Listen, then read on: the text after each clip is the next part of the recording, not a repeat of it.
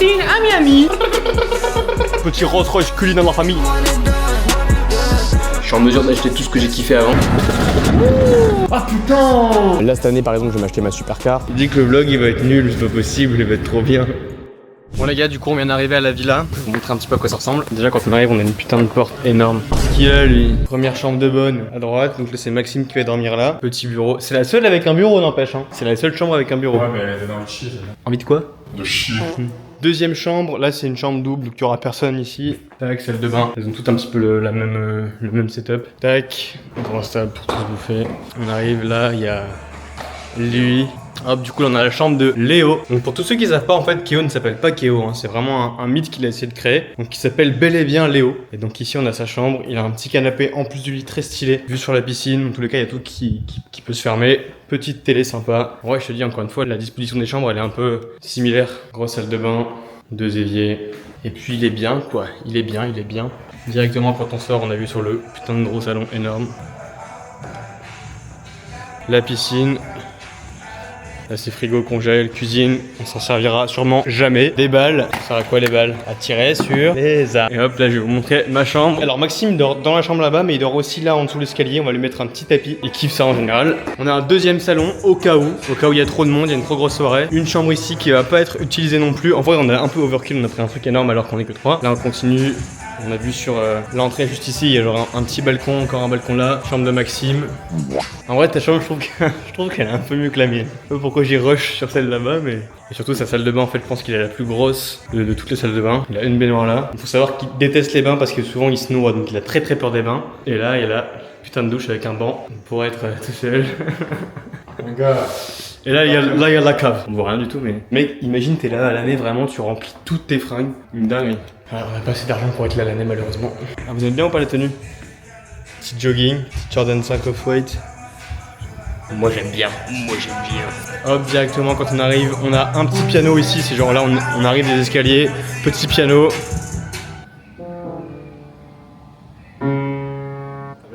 Oui, là du coup on a ma chambre, un peu similaire à celle d'en bas, juste qu'on n'a pas le gros canapé. Et la salle de bain elle est un peu plus petite. Mais sinon la vue c'est le même bail, j'ai un balcon, ça c'est carré. Vue sur la piscine et ma salle de bain. Donc elles ont déjà été inaugurées. Tac, dressing qui est plus petit que les autres, mais en vrai j'en ai pas vraiment besoin. Et ma douche. Non arrête avec cette gueule. Je suis avec Maxime à Miami. Family first. I'm in the coupe for show. Candy cold, candy. Make sure my gel on my cold. I'm on froze. I'm on ice. Put a little bitch on. Et voilà, ça va être stylé. J'ai hâte de rester là une semaine. Et en plus, j'ai loué une voiture 2 jours. J'ai loué un Queen, j'ai récupéré Lou à l'aéroport ce soir. Je vais vous montrer la gueule de la voiture. Voilà les gars, ce que je me suis pris pour 2 jours. Petit Rolls Royce Cullinan. C'est la première fois que je roule un Rolls. J'ai eu mon permis il y a genre 2-3 mois. Et en fait, j'avais loué que des Porsche. Donc là, ça fait plaisir de conduire un SUV. C'est la première fois que je conduis un SUV. C'est énorme, on dirait un putain de bateau. Et voilà, c'est bien stylé. Petit Rolls Royce Cullinan dans la famille. Magnifique. T'avais beaucoup soif, ah ouais. T'es tombé accro en fait des Celsius. Ouais, je t'ai jamais avant. Ok, résultat. Voilà ce que ça donne. Mec, c'est pas énorme. Hein. C'est pas énorme. 250 balles. On est 4, ça va durer 3 jours. Merci Néo. Là, on va faire du shopping. On va dépenser un petit peu d'argent dans notre marque favorite, car nous sommes accros à cette marque favorite. Favorite, bien sûr. Yeah. C'est grand, hein. Il y a un autre côté aussi. C'est vrai qu'il faut qu'il achète Kéo aujourd'hui. Elle a combien t'as le prix? 10, c'est la taille. T'as une US? 2000. 2000$, ouais. 2000. Ça fait 1800. 1800, 1700. C'est cheap. Bah elles sont à 2002 sur je sais pas où là. Tu gagnes 200 balles. Je gagne 200 balles. Ouais, je sais pas. Ça, je kiffe. J'ai la noire en cuir en haute et la basse en tissu. Moi, la prochaine que je voudrais, je sais pas si je vais réussir à les porter en vrai, c'est elle. Moi, c'est une taille de femme. C'est avec un short un peu stylé. Yeah. Jack boys. Come up out that watch. J'ai aussi un long sleeve. Il est à 500 je crois ou 550. 550 pour un long sleeve en France, en vrai c'est toujours un peu plus cher. Après je m'y connais pas trop mais dans les boutiques où je vais quand je vais à Paris, bah souvent c'est Maison de Bava où on va. Et on paye beaucoup plus que ça pour un manche court quoi. vois ce que ça donne. Je sais pas, j'ai l'impression en fait que les manchots ils font trop pyjama. En fait, c'est les cols. Ils mettent des cols ultra larges. Moi, j'aime pas quand il y a des cols larges. Je préfère quand ça fait un truc bien serré. Moi, j'aime pas. Ils font trop pyjama, les long sleeves. Pourquoi t'as pas ça à ta meuf? Ouais, j'ai passé à ma meuf, c'est vrai. Ça coûte combien? 45K. Un beau sac en crocodile. 35K. C'est des fausses, hein, moi je m'y connais, ça c'est fait.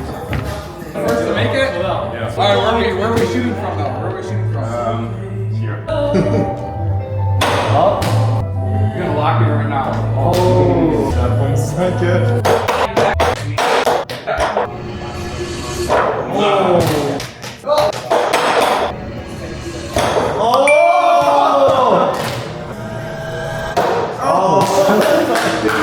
Du coup, voilà ce que je me suis pris. On était parti pour s'acheter du chrome. Faut savoir qu'avec Keo, on est accro à cette marque de merde. La qualité, elle pue la merde. C'est ultra cher, c'est vraiment surcoté. Bref, du coup, j'étais parti pour du chrome. Au final, j'ai vu cette paire. Ça m'a rappelé des souvenirs quand j'avais commencé. Et donc, je l'ai prise. Ça m'a coûté 2300 $. Je suis directement allé acheter ça. Comme ça, je le mets au fond. Et genre, vu que c'est la qualité d'une Air Force One, en vrai, la qualité pue la merde. Donc, c'est pour ça que j'ai protégé ça. Et puis voilà. D'ailleurs, il y a un mec par rapport à ça qui a commenté mon TikTok. Et donc, il a dit quoi? Il a dit, ouais, moi, si j'aimais 2K dans une paire bleue, moi, si j'avais de l'argent, je m'habillerais beaucoup mieux. Je sais pas quoi. T'as vraiment besoin de conseils. Déjà, t'as pas l'argent. Mais de deux, j'ai commencé avec l'achat-revente de sneakers, donc j'avais genre 15 ans. J'ai commencé à acheter revendre des paires et j'avais genre 100 balles. Et donc le process à chaque fois c'était d'all-in forcément parce qu'il n'y avait pas de paire à moins de 100 balles. Donc je mettais 100 balles dans une paire, j'attendais de la recevoir, de la vendre, de la ship au mec, de recevoir l'argent pour faire un plus 50 et ça prenait genre 3 semaines. Donc en gros je bloquais tout mon net worth 3 semaines pour faire 50 balles et ces paires là je les voyais quand elles sortaient tu vois, mais soit je les avais pas et juste j'avais le seum, soit je les avais mais je devais les rendre parce que j'avais pas le choix et fallait que je fasse de l'argent. Et pour le mec d'ailleurs qui a commenté ça, écoute, fais de l'argent et puis quand tu seras bien habillé tu reviendras me voir et tu me montreras comment tu t'habilles. Je suis en mesure d'acheter tout ce que j'ai kiffé avant. C'est trop stylé de genre marcher et voir la paire que j'avais il y a 5 ans et en mode ah putain bah je peux l'avoir. Donc du coup je la prends. Et donc du coup voilà, je suis trop beau avec ça. Dites-moi ce que vous en pensez.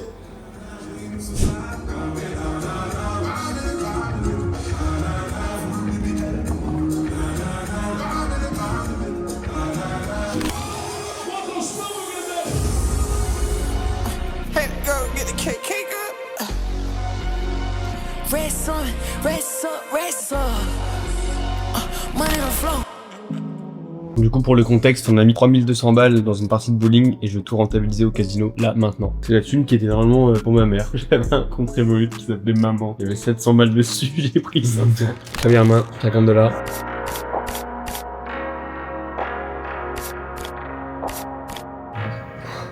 Pas possible. Hit. En fait il a 10. Ok, première main gagnée, 50 balles, smerli comme on dit. Vas-y fais. Voilà. Non. Non, c'est quoi assurance? Non. On a encore gagné, vas-y à toi Keo si tu niques la steak. Tu connais pas de la grecque? Là, il y a 50 balles de mise à chaque fois. Le but c'est d'avoir 21. Si t'as plus de 21, tu sautes. Ok, là t'as 13, il a 6. Tu dois te rapprocher le plus de 21. Mais là, si tu tires et que tu. Je sais pas, t'arrives à 22, t'as perdu. Là, tu tires, là, tu restes. On aurait tiré aussi. Donc t'as perdu. Du coup, là, on met 100 balles ou. Moi j'aurais joué 200. Ah putain. Encore. Ah putain. Il me reste combien en tout là? Il me reste 500. On n'a pas bougé. Est-ce qu'on met les 500 ou... Non, on remet ça. Et par contre là mec, j'ai... Keo, on all-in ou pas? All-in? Mais grave.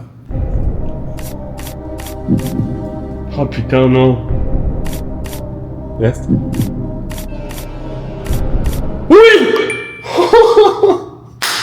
T'es à 1002 là. 1002. All-in 1002. C'est tellement débile. T'as pas rentabilisé le bowling là? Non. T'as vu la moitié? Même pas. Est-ce qu'on fait une main à 1002 ou pas? Non, je vais pas me mettre 1002. Non, c'est débile, c'est débile. Si, Je l'ai même pas vu. Là, il y a une table, blackjack, c'est 1000 balles minimum pour parier. Bon, 1000 balles minimum de bêtes, c'est le moment. Ah ouais? C'est le moment. Bah, j'ai pas le choix, mec. C'est pas un humain là. Le mec qui cligne pas des yeux et tout. S'il est juste très fatigué. 1000 balles. 1000 balles, la main.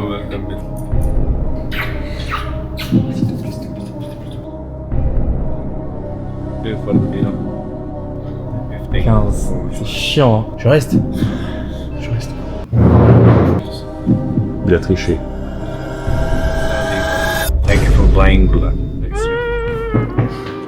Il a triché, t'as vu la carte qu'il a fait avec? Et là, c'est le moment que là, je vais récupérer tout parce que je vais mettre 200 balles sur le classique. Hop, on va tout mettre. Il me reste 211 balles. 18, je reste. Je perds. Merci, au revoir.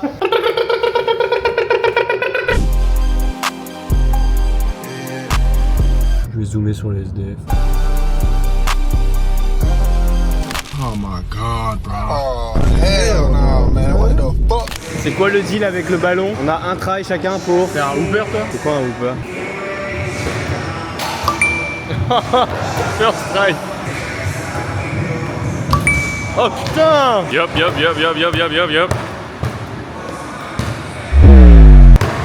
Deuxième try et c'est bon. Oui, bien! Ah putain!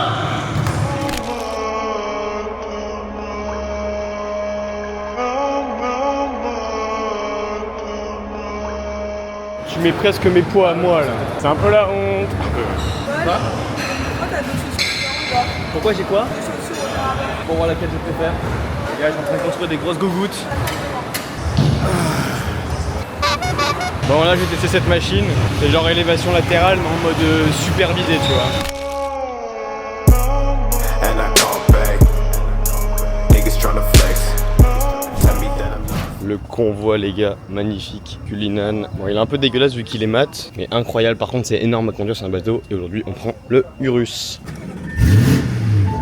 Si vous avez jamais vu l'intérieur d'un Urus, bon, je pense que vous l'avez déjà vu sur des vidéos ou quoi, mais tac, là t'allumes, là tu recules. Pour allumer, c'est ici. Ce Urus là en particulier, il est modifié. Il a des valves ou un truc du genre qui fait que ça pète à mort. Un Urus comme ça, je sais même pas comment ça coûte en location, c'est Kéo qui a géré. Moi je sais que mon Cullinan, c'est j'ai payé 1K5 par jour et j'avais une caution de 5K. Faut savoir que c'est beaucoup plus cher que Dubaï, les locs ici. Ils sont beaucoup plus relous sur genre en général comment est-ce que tu peux louer. C'est-à-dire que là faut souvent une assurance. Quand t'as pas d'assurance, faut une Amex. Il faut avoir plus de 21 ans. Il faut avoir son permis depuis plus de X années. Il faut mettre une caution. Là j'ai mis une caution de 7000 balles pour le Cullinan. Moi j'ai loué ma première voiture le jour où j'avais mon permis. J'avais loué GT4 RS, j'ai eu mon permis le matin à 8h, le soir à 10h j'avais le GT4 RS, casse pas les couilles par rapport au nombre d'années sur le permis, et pareil, zéro caution. Là on va aller au Starbucks parce que, vous le savez maintenant, je kiffe le matcha, et le problème c'est que quand j'avais envie de rouler, en fait non il n'y a aucun problème, je suis une excuse, j'avais envie de rouler. On va y aller en voiture, je vais faire un petit peu écouter le bruit que le Urus fait. J'ai pas de setup pour accrocher la caméra, donc là elle tient un peu toute seule, quand je vais rouler elle va forcément se péter la gueule. Et voilà. Est-ce que vous êtes prêts les gars à entendre le carnage? J'espère que ça va bien rendre à la caméra.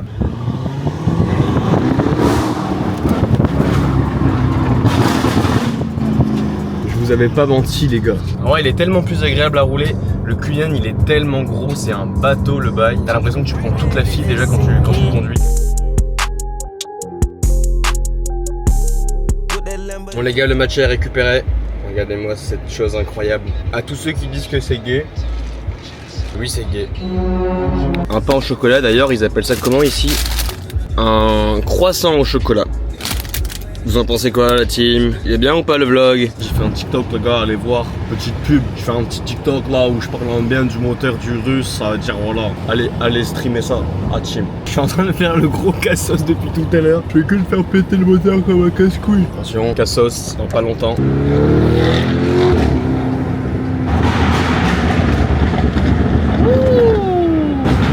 Red light camera ahead.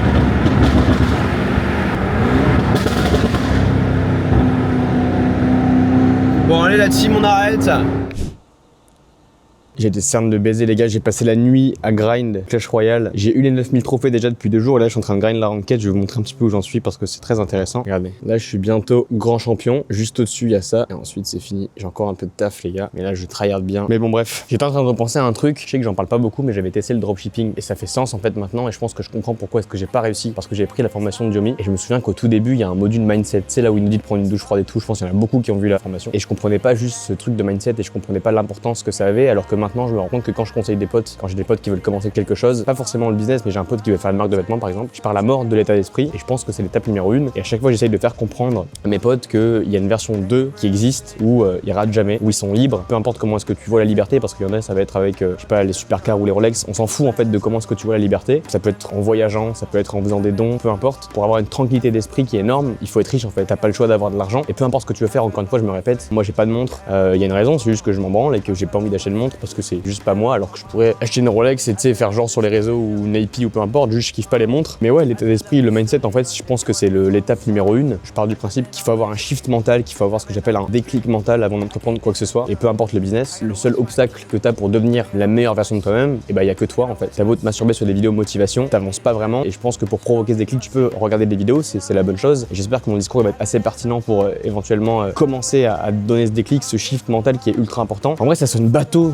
de baiser, c'est chiant de dire ça, mais je pense que si ça sonne bateau, c'est qu'il y a une raison, c'est qu'il y a beaucoup de personnes qui le répètent. Et même s'il y a des clowns dans l'eau qui disent ça sur TikTok, qui font des vidéos de motivation, c'est que c'est vrai au fond. Je pense que ce qui peut t'aider à avoir ce déclic et ce shift, c'est à partir du moment où tu conçois et t'arrives vraiment dans ta tête à comprendre qu'il y a des mecs de ton âge qui font ce qu'ils veulent, quand ils veulent, avec qui ils veulent. Je sais que je me réveille à l'heure que je veux. Ça fait tellement longtemps que je me suis pas réveillé avec un réveil à 6h du mat. Je serais incapable de me réveiller genre à 6h pour aller en cours. Là, cette année, par exemple, je vais m'acheter ma supercar, ma première voiture. J'ai eu le permis il y a 4 mois et c'est ouf, tu vois. Et quand tu comprends et quand tu te dis que c'est possible et que tu ne nies pas, parce qu'il y en a plein pour qui c'est un mensonge, pour qui c'est pas possible, qui disent que les cercles sociaux, machin et tout, qui commencent avec de la chance. En fait, si toi déjà tu penses que c'est impossible et que c'est forcément des mensonges, dans tous les cas, t'arriveras jamais. Il faut que t'arrives à t'ouvrir l'esprit et c'est pour ça qu'il y en a plein qui disent de partir à Miami ou de partir à Dubaï ou de partir dans des villes où il y a beaucoup d'argent parce que tu vois des choses que t'aurais jamais vues dans ta ville d'origine. Pour rappel, moi je viens d'Amiens, c'est une petite ville. J'étais au lycée public, j'ai mes darons qui sont séparés, je commandais même pas une Uber Eats une fois par mois parce que c'était vraiment la galère. J'ai commencé déjà à Amiens parce que j'avais des potes qui avaient de l'argent à avoir le début de ce déclic en mode comment est-ce que mes potes ils partent en vacances, les petites vacances, comment est-ce qu'ils font pour commander Uber Eats une fois par semaine. Je trouvais ça ouf parce que bah moi quand je partais en vacances c'était une fois par an et c'était genre dans un camping en Bretagne. En vrai je commençais à en avoir marre de partir dans un camping en Bretagne 2 semaines alors que je voyais mes potes qui partaient même pendant les petites vacances. C'était inconcevable de partir pendant les vacances de 2 semaines. J'ai des potes qui partaient aux US comme ça, normal, alors que moi pendant les grandes vacances et les vacances de 2 mois je partais juste au camping. Et je pense du coup ça a commencé comme ça, vraiment cette dalle et cette colère plus ou moins et cette jalousie bien placée de vouloir faire de l'argent, tu vois. Et je sais que moi j'ai toujours voulu à côté de ça marcher dans la rue et je vois une paire qui me plaît à 2000 balles et je l'achète et ça me fait même pas chier de dépenser 2000 balles. Si ma mère elle va aller au restaurant tout le jour de la semaine sans exception, elle peut le faire parce que je lui donne l'argent. Si mon père il a une galère, d'ailleurs mon père il voulait une moto, je lui ai acheté sa moto. S'il y a une galère avec l'assurance, je paye. S'il y a une galère de réparation, je paye. Pareil pour ma mère, s'il y a des galères de facture, j'aide. Et je pense que c'était le truc numéro 1. En fait j'ai toujours eu la dalle pour mes darons plus que pour moi, dans le sens où je trouvais ça injuste que mes parents ils aient genre 50 ans et qu'ils aient jamais pris l'avion ou qu'ils aient pris l'avion une seule fois. Dès que j'ai commencé à faire de l'argent, je me souviens je payais genre des sushis à ma mère et tout. Et ça paraît débile mais tu sais quand t'as 15 ans et que tu fais des commandes de 100 balles de sushis pour ta mère, c'est bien, j'étais fier de moi, tu vois, c'était que le début. Pour t'aider à visualiser ce que c'est ce shift, imagine que là je jette genre au milieu du désert, t'as rien, t'es en train de mourir de soif, de faim. Part du principe qu'on vit dans un monde où je peux te faire comprendre à 100% un truc et je te mets une puce dans la tête et t'es sûr à 100% que à 2 heures de marche au nord, t'auras des provisions, t'auras les secours et tu vas être sauvé. Mais t'es sûr à 100%, il y a pas 0,1% de chance que ce soit pas vrai. Et du coup, peu importe comment tu vas faire, peut-être que tu vas ramper, peut-être que tu vas marcher, j'en sais rien, tu vas te déplacer 2 heures parce que t'es sûr à 100% que à la fin il y a la récompense. La seule personne qui abandonnerait en plein milieu, c'est celle qui était pas sûre à 100%, c'est celle qui avait genre 0,1% de doute et donc elle abandonne parce qu'elle se dit que ça vaut pas le coup ou alors que c'est trop long ou alors qu'elle peut marcher 2 heures au sud, peut-être qu'il y aura autre chose. Elle s'éparpille parce que l'objectif il est pas clair et qu'elle se visualise pas à 100% avec la récompense. Et c'est pareil pour le business, tu peux pas te visualiser à 100% avec la vie que tu veux, bah forcément le reste suivra pas parce que peut-être que tu auras des pics de motivation, peut-être que tu commenceras mais t'abandonneras toujours parce que tu t'es pas visualisé à 100%. Quand j'avais commencé le dropshipping, c'est pareil, j'ai pris des formations, au final bah, j'ai abandonné. Pourquoi? Parce que moi je me visualisais pas en train de réussir en faisant ça et ça paraît con et il y en a qui vont dire que c'est de la merde et que c'est du bullshit mais c'est vraiment vrai et j'ai commencé vraiment à bosser et vraiment à avoir des résultats quand j'étais persuadé qu'il y a personne qui pouvait me faire douter que j'allais avoir la vie que je veux, que j'allais être riche parce que je me visualisais à 100%. Il y a pas 0,1% de chance que ce soit faux. Et la différence c'est que dans ce monde-là, bah, ça va pas prendre 2 heures de marche, ça va prendre 1 an, 2 ans, 3 ans, 4 ans, 5 ans, j'en sais rien. Moi ça fait 6 ans que je galérais, j'ai commencé quand j'avais 15 ans. Donc ça fait même plus de 6 ans que je commence à toucher à tout, que je commence un peu à construire quelque chose et à m'élever socialement. Il y a une notion peut-être qui pourrait t'aider à plus comprendre, c'est le fait d'avoir besoin et d'avoir envie de quelque chose. Financièrement, j'avais besoin d'être riche, c'était un besoin vital. J'ai toujours dit à ma mère que je me suiciderais si j'étais pas millionnaire à 25 ans. Je sais que ça sonne comme un truc de ouf parce que j'ai compris l'urgence que j'avais de devenir riche rapidement et que j'avais pas envie d'être millionnaire à 35 ans, que mes parents ils aient 65 ans et qu'au final ils puissent pas profiter et qu'ils soient pas en mesure de prendre l'avion et d'aller là où je veux. Maintenant ils ont 50, 55 ans, ils sont encore un peu jeunes, ils peuvent encore voyager et je sais que par exemple pour mes grands-parents c'est compliqué, tu sais quand t'as des grands-parents qui commencent à avoir 80, 85 ans, c'est chaud de les prendre dans l'avion et machin et tout. Et moi du coup j'ai toujours ressenti cette urgence. J'avais vraiment des nuits où je pleurais parce que je savais que j'allais être riche mais j'avais juste peur et je savais juste pas combien de temps ça allait me prendre et je stressais trop à l'idée d'être riche trop tard et que mes parents soient déjà vieux et qu'ils peuvent pas profiter, tu vois. Et ça me rendait ouf, ça me rendait vraiment fou. Tu sais le goal ultime c'est maman, papa vous pouvez arrêter de bosser. Mais bon ça je suis pas encore mais je veux dire je suis en mesure de là dans 1 mois je pars en vacances avec mon daron à New York. Ma mère elle est partie en Sicile, elle est partie en Espagne, elle a plus pris l'avion cette année que les 50 dernières années de sa vie. On part en vacances aux îles en décembre et je sais pas si ça fait miskin de dire ça mais tu sais avant j'étais juste le gars lambda, j'étais pas forcément bon à l'école, j'ai toujours fait le strict minimum même dans le business. Tu vois on a dû me prendre pour un fou, à matrixer et dire que quand tu dis aux gens que tu veux être millionnaire avant 25 ans les gens ils sont en mode n'importe quoi et au final bah tu leur prouves qu'ils ont tort et je sais pas, il y a une fierté de ouf et je me sens fier même si je suis pas multimillionnaire. Quand je dis que même moi j'y travaille encore par rapport à ça, c'est que moi en gros je suis skinny fat, je déteste mon corps, je suis pas à l'aise, je me mets rarement torse nu, je me montrerai jamais sur les réseaux torse nu. Pourtant, je vais pas à la salle. Ou alors quand j'y vais, j'ai un pic de motivation, j'y vais un mois, peut-être 2 mois. La bouffe, c'est pareil, je craque vite. Pourquoi? Parce que à l'heure actuelle, quand je me regarde dans le miroir et que je me mets torse nu, moi, Paul, je me visualise pas à 100% avec un corps de rêve. L'étape 1, la base, le mindset, je me vois même pas stop. Genre, je fais un truc alors que même moi, j'y crois pas. Donc forcément, ça marche pas. Du coup, je reste en skinny fat parce que j'ai pas besoin de changer, j'en ai juste envie. Et je pense qu'il y a des petits tips pour provoquer ce déclic, c'est par rapport aux gens là qui t'entourent. Encore une fois, c'est bateau, mais c'est véridique. Quand je suis solo, je bosse beaucoup moins que quand je suis avec Kyo et Maxime. Pourquoi? Parce qu'eux, ils bossent beaucoup plus que moi, donc forcément, ça me pousse à travailler. Et au final, j'ai mes standards qui augmentent et peut-être qu'il y a un an, je travaillais 1 heure par jour, maintenant je travaille 2 heures par jour, même s'ils se foutent de ma gueule parce que je joue toujours à Clash Royale et tout le bordel et je suis un brain rot de TikTok. Au final, quand je travaille, c'est fait intelligemment, c'est fait rapidement, je l'exécute bien, propre. Au final, ça marche. D'ailleurs, en parlant de mon corps, c'est un truc, je sais qu'il y en a plein qui, même Kyo, en vrai, je crois qu'il a dit plusieurs fois que ça servait à rien d'avoir de l'argent quand t'étais gros. Il y a plein de gens, je pense, sur TikTok qui regardent des vidéos un petit peu et qui sont un petit peu perdus. Vous regardez trop les matrixés de Dubaï qui vous disent de se réveiller à 6 heures, qui font du journaling, qui font de la méditation, qui font des douches froides. Ça, c'est du bullshit, les gars. Encore une fois, j'ai toujours fait le strict minimum, même en cours. J'en suis toujours sorti. Et dans le business, c'est exactement pareil. Je déteste prendre des douches froides. Et ouais, si ça fait moi une salope de pas le faire, je suis une salope. J'ai pas d'ego, genre je m'en bats les couilles. Je suis en compétition avec personne. Tant que je fais rentrer de l'argent, moi, c'est tout ce qui m'importe. Pour l'instant, peut-être que j'évoluerai. Ça sert à rien d'être un matrixé. T'as pas besoin de travailler 10 heures par jour pour faire de l'argent. Le but du jeu, c'est de travailler intelligemment. La clé pour réussir ce que t'entreprends sans être un matrixé, c'est d'avoir ton déclic mental, ton shift mental, d'être entouré des bonnes personnes et juste de travailler intelligemment. Si t'as les bonnes méthodes, t'es entouré de personnes qui pensent comme toi et qu'en plus tu te visualises à 100%, il y a aucun monde où tu rates, c'est impossible. Je sais pas si j'ai déjà dit quelque part, mais j'avais fait des NFT quand j'étais en terminale, donc j'avais 18 ans et j'avais arrêté les cours juste après. Donc j'avais aucun diplôme et j'ai perdu tout ce que j'avais. Donc j'ai perdu un peu plus de 100K à 18 ans et j'ai jamais été triste, j'ai jamais été en colère, j'ai jamais pleuré. Alors je sais qu'il y en a qui auraient été dévastés et maintenant je suis beaucoup plus résistant au stress dès qu'il y a des problèmes. Là j'ai eu mon compte Mercury récemment, j'avais 234 bloqués. J'étais pas plus mal que ça, tu sais, il y a plus rien de trop qui m'affecte parce que j'ai eu ces événements là, parce que j'ai commencé tôt. Alors que si j'avais commencé là maintenant et je me retrouve à 22, 23 ans à perdre 100K, et au final quand tu retombes de zéro alors que t'as 23 ans, c'est chaud, tu vois. Le plus tard tu commences, le plus tard tu vas faire face à des galères que tous ceux qui ont commencé tôt ont fait face. Il faut juste rater le plus tôt possible. Il faut prendre le fait de rater comme une putain de chance, comme une opportunité de baiser. Il y en a plein qui ratent même pas parce qu'ils essayent même pas. On est dans un monde qui donne tout à n'importe qui. Tu peux devenir qui tu veux, on s'en fiche d'où tu viens, ça veut rien dire. Enfin, je viens d'Amiens, tu vois, j'ai mon daron qui est chauffeur-livreur et mon daron quand il dit à ses potes, ouais, mon fils il est à Dubaï, mon fils machin. Tu sais, j'ai reçu des messages de mes darons qui disaient qu'ils étaient fiers de moi. Et ça me fait chialer à chaque fois parce que, encore une fois, ma raison principale c'est mes darons. Et quand je reçois un message de mon père qui me dit, écoute, je suis fier de tout ce que t'as fait, tu fais ce que ta mère et moi on n'a jamais réussi à faire. Bref, je m'éparpille un petit peu, mais j'espère que ça a fait sens ce que je t'ai dit et qu'éventuellement j'ai commencé à faire ce déclic et à te procurer ce déclic dans ta tête. Là, je m'adresse seulement aux 1% qui regardent encore la vidéo. J'espère que j'ai réussi à faire un peu sens dans ce que j'ai dit. J'espère que je comprends l'urgence que t'as de faire de l'argent et que c'est pas normal et que tu dois pas juste attendre et que c'est censé te révolter, c'est censé te faire chier à mort de pas pouvoir aider tes parents à faire le tour du monde, tu vois, par exemple. C'est un truc tout con, mais tout est beaucoup plus facile quand t'as de l'argent. Tu peux changer toute ta lignée, tu peux être le premier millionnaire de ta famille, de tes ancêtres, juste en commençant aujourd'hui. Juste parce que toi tu t'es bougé le cul aujourd'hui, tes enfants, tes petits-enfants, ils auront une vie de ouf parce que tu t'es bougé. Genre on va se souvenir de toi. On va dire ok, c'était quelqu'un, c'est le premier, c'est le mec qui a changé le cours de la famille. Maintenant avoir les couilles de se lancer, c'est bien. Ça prouve que tu vois, tu commences à avoir le shift ou même tu l'as déjà eu. Et je sais qu'il manque juste l'étincelle pour tout faire exploser. Dans tout ce que j'ai entrepris, j'ai toujours été entouré parce que tout seul, c'est beaucoup plus compliqué qu'avec des gens qui pensent comme toi. Donc je suis persuadé que l'étincelle qui te manque aujourd'hui, c'est de le faire aux côtés de gens qui pensent comme toi et surtout qui ont déjà vraiment fait de l'argent avec ce qu'ils veulent t'apprendre. Moi, j'ai tout documenté sur Instagram. Ça va faire 1 an et demi que je fais ça. J'ai fait plusieurs mois à 200K, j'ai fait plusieurs mois à 100K, j'ai fait plusieurs jours à 10K, j'ai fait plusieurs jours à 15K. Donc j'ai clairement pas besoin de me justifier. Je suis celui qui peut t'offrir cette étincelle et qui peut faire en sorte que enfin tu te lances et enfin tu changes le cours de ta vie. Pour de vrai, je dis même pas ça en l'air. C'est chiant d'entendre des clowns dire ça à longueur de journée, mais c'est vrai. En fait, les cons, ils ont raison. Si t'as envie de te lancer, si tu sens que t'es prêt, si tu sens que t'as eu ce shift et qu'il manque juste l'étincelle, il manque juste un groupe de personnes qui pensent comme toi, j'ai créé un groupe privé, ok?